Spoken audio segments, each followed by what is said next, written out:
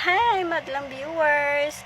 Hi, madlang people! And hi, all over the world! Oh, diba? Ang ganda ng ating, ang ating panimula. Okay. For now po, is magpe-pray po muna ko before ako mag-start, ha? Okay. Sa ngalan ng Ama, ng Anak, ng Espiritu Santo. Amen. Ako, thank you, Lord, for this day, for all happenings, for month of December is ang month of December natin, punong-puno po ng journey ko, punong-puno po ng pagmamahal at punong-puno po ng blessing na galing po sa inyo. Hindi ko po ina-expect na ganito po yung namin, hindi ko masyadong ina-expect, Lord, na kayo po talaga is maghihimala or magbibigay ng isang magandang miracle sa buhay ng bawat isa sa amin. Lord, kayo po talaga ang sentro ng aming pangarap, sentro ng bawat success ng aming buhay at ng mga business namin. Alam ko, Lord, hindi nyo ibubuksan ng mga opportunity hindi nyo inilaan para sa amin. Ako'y nagpapasalamat ng sobra-sobra dahil hindi nyo po ako pinababayaan, yung mga mahal ko sa buhay. At araw-araw nyo kaming ginigising at binibigyan ng magandang buhay at magandang purpose sa buhay. Alam ko, may kanya-kanya kaming winning season at may kanya-kanya kaming buhay na ma-breakthrough din namin ng mga mga financials namin. Marami man po kami pinagdadaan ng problema. Ang mahalaga po is andyan kayo para i-guide kami, protektahan kami, at hindi po kami pabayaan. Alam ko lahat ng pagsubok na ibinabot niyo sa amin is may solusyon, basta iso-surrender namin sa inyo ang mga problemang yon at hihingin namin ang inyong guide at tulong para mabigyan ng solusyon ang mga problemang kinakaharap namin. Lord, kayo talaga ang savior ng bawat isa sa amin. Kayo po yung nagbibigay lakas at nagbibigay motivation sa amin, at kayo rin po ang nagbigay buhay sa bawat mahal namin sa buhay. Pinoprotektahan niyo po sila, binilalayan niyo po sila sa kapahamakan, at pinibigyan niyo sila ng magandang mga opportunity sa buhay. Naniniwala ako, Lord, na kayo ang daan para mas makamit namin ang mga pangarap namin sa buhay. Naniniwala ako na pag nakilala at minahal kayo ng mga anak namin or mga anak namin is mapapagdaanan din nila yung magandang blessing nyo para sa kanila. Naniniwala ko ang pangarap nila ay nagmumula sa inyong presensya. Magtatagumpay sila sa mga salita nyo at sa landas na tatahakin nila tungo sa landas na ibibigay ninyo. Naniniwala ako na kayo ang kayo din ang magiging first priority ng aking mga anak, at kahit maging third priorities pa po kami, sobrang overwhelmed po ako doon. Basta uunahin niyo po yung pagkilala at pananampalataya sa inyo, kasi yun po yung gusto kong ipamala sa kanila habang nabubuhay po ako. Naniniwala ako, Lord, na kahit antindi ng mga pinagdaanan ko is hindi niyo talaga ako pinabayaan. Kahit na dumating po ako sa point na nasumuko ako, bumitaw ako, hindi kayo nawala ng pag-asa para i-guide po ako, protektahan po ako. Sobrang thankful ako, Lord, kasi sa dami kong napagdaanan na sobrang tinding pagsubok, hindi ko po in-expect na darating ako sa ganitong situation na hindi ko pa sure kung gaano po ako katatag, pero kakayanin ko po ang lahat. Basta bibigyan niyo po ako ng lakas at presence niyo.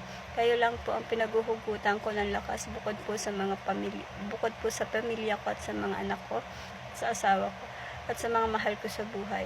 Kayo ang unang-unang pinagkakatiwalaan ko, at sinosurrender ko sa inyo mga pangarap ng anak ko, mga pangarap ko sa buhay, at yung mga opportunity na alam kong bubuksan nyo para sa amin at bubuksan nyo para sa asawa ko. Naniniwala ako na lahat ng ito may dahilan, lahat ito may purpose, kaya nangyayari. Alam ko, hindi ito mangyayari kung hindi nyo po inaayon. Naniniwala ako na Kaya dumarating yung mga pagsubok na ito kasi dito kami mas pinapatatag. Dito mas nasasabi ko na yung faith ko ay mas tumitibay. Naniniwala po ako, Lord, na hindi niyo ako hahayaang matibag ng kahit sino o kahit sinong kalaban niyo. Naniniwala ako, hindi rin matitibag ng mga kalaban niyo ang mga anak ko at mga mahal ko sa buhay. Naniniwala ako na kayo ang magiging daan namin tungo sa aming magandang kinabukasan at magandang financial freedom at breakthrough ng aming mga pangarap. Naniniwala ako na ipagkakaloob niyo rin po sa akin lahat ng winning season na matagal ko nang hinihintay at yung mga opportunity na magbubukas para sa aming pamilya. Naniniwala ako na hindi niyo kami pababayaan. Naniniwala rin po ako, Lord, na kayo ang naging sandigan ko sa lahat ng pagkakataon. Kayo ang tinatakbuhan ko tuwing hindi ko kinakaya ang situation sa buhay ko. Kayo ang iniiyakan ko hanggat kaya kong itago yung mga sitwasyon na hindi ko po alam kung paano ko susolusyonan. Kayo po ang tinatakbuhan ko, kayo ang iniiyakan ko. Kaya naniniwala ako ang solusyon ng lahat ng ito ay nanggagaling din po sa inyo.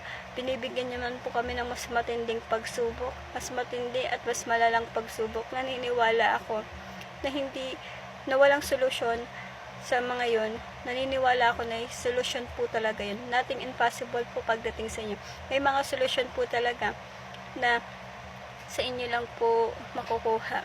Hindi po namin kakayanin yun kung hindi po namin kayo hihingan or hindi namin hihingin yung tulong ninyo or magtitiwala sa inyo. Kaya nga sobrang nagpapasalamat po ako kasi hindi niyo ako pinababayaan at ang mga mahal ko sa buhay at yung mga purpose namin sa buhay, araw-araw namin nararamdaman tuwing ginigising niyo kami sa umaga at kompletong walang sakit.